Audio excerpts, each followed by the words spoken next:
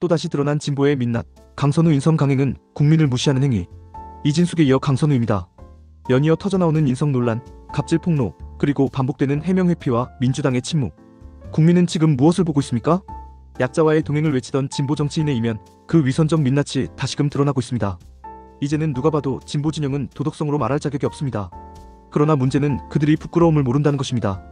이재명 대통령과 민주당은 이토록 민심을 무시하고 내로남불을 고집한 채 또다시 강행을 선언하고 있습니다.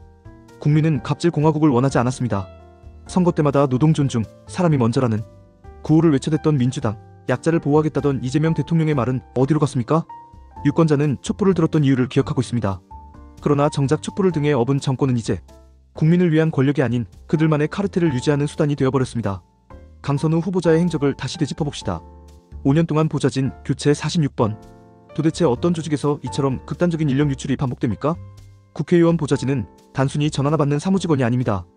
입법활동, 정책기획, 지역민원, 언론 대응 등 국회의원이라는 브랜드를 실질적으로 움직이는 실무의 중심축입니다. 그런 인력이 5년에 46번이나 바뀌었다면 이는 조직 내 문제가 아니라 인격과 조직 문화의 심각한 병폐를 반영하는 것입니다. 여기에 더해진 구체적 갑질 정황들, 보좌진에게 음식물 쓰레기를 들고 가버리라고 지시하고 고장난 비데를 수리하라고 시키며 가전제품 구매 시 견적 비교까지 맡기고 출장 복귀 시 공항 보호구역 안으로 호출하며 짐까지 들어오라 했다는 증언.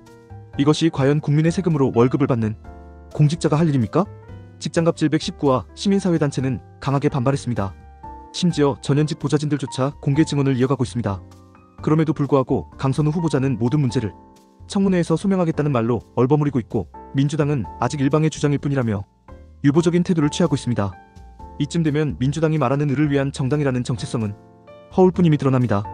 더 나아가 강 후보자는 과거 국회에서 간호사 직장 괴롭힘을 방지하는 태움방지법을 발의한 바 있습니다. 자신이 발의한 법안과 정면으로 배치되는 행태를 보이며 언행불일치의 대표 사례로 자리매김하고 있습니다. 그러고도 노동 존중을 이야기할 자격이 있는지 묻고 싶습니다.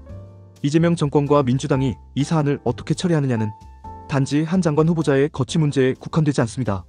이는 정권의 도덕성과 위선에 대한 태도, 국민을 어떻게 대할 것인지에 대한 본질적 질문입니다.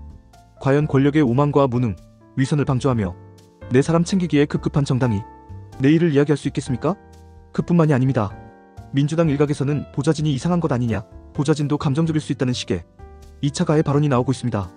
이것은 단순한 실언이 아닙니다.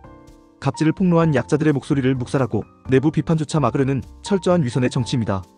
이부 자리를 덮어주는 영상에서 보이듯 강 후보자는 이재명 대통령의 정치적 근접자로 간주되어 왔습니다. 그런 정치적 충성도가 결국 오늘의 강행 분위기를 만든 것입니다. 국민이 아닌 정치적 줄이 우선시되는 구조, 이것이 이재명 정권의 본질입니까? 국민의힘은 강선우 갑질방지법을 발의하며 제도적 개선을 추진하고 있지만 보다 중요한 것은 이 같은 후보자 인선을 당장 철회하는 것입니다. 그가 여성가족부 장관으로 임명된다면 앞으로 사회적 약자와 여성, 청소년, 가정을 위한 정책이 얼마나 진정성 있게 추진될 수 있을지 의문입니다. 본인의 직원조차 사람답게 대하지 못한 인물이 국가의 인권과 복지를 책임질 자격이 있습니까? 민주당은 지금이라도 생각을 바꿔야 합니다. 진정한 반성과 사과, 인선 철회를 통해 국민 앞에 바로 서야 합니다. 국민은 이미 이재명 대통령의 도덕성을 신뢰하지 않습니다. 하지만 지금 이 순간이라도 그래도 저 정도는 한 해라는 신뢰의 한 조각이라도 회복할 수 있는 기회는 남아있습니다. 그것은 바로 강선우 후보자 인선을 즉각 철회하는 것입니다. 정치가 국민을 속이려 해도 국민은 진실을 꿰뚫어봅니다. 내로남불에 질린 국민의 분노는 차곡차곡 쌓이고 있고 언젠가는 반드시 정치적 심판으로 이어질 것입니다.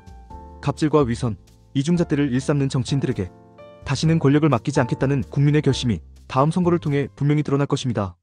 강선우 인선은 철회되어야 합니다. 그것이 상식이고 정의이며 국민의 뜻입니다. 지금이라도 늦지 않았습니다. 민주당과 이재명 대통령은 국민의 상식과 눈높이를 외면하지 말고 국민의 분노를 정치적 오만으로 대하지 말아야 합니다. 지금 필요한 것은 강행이 아니라 철회입니다.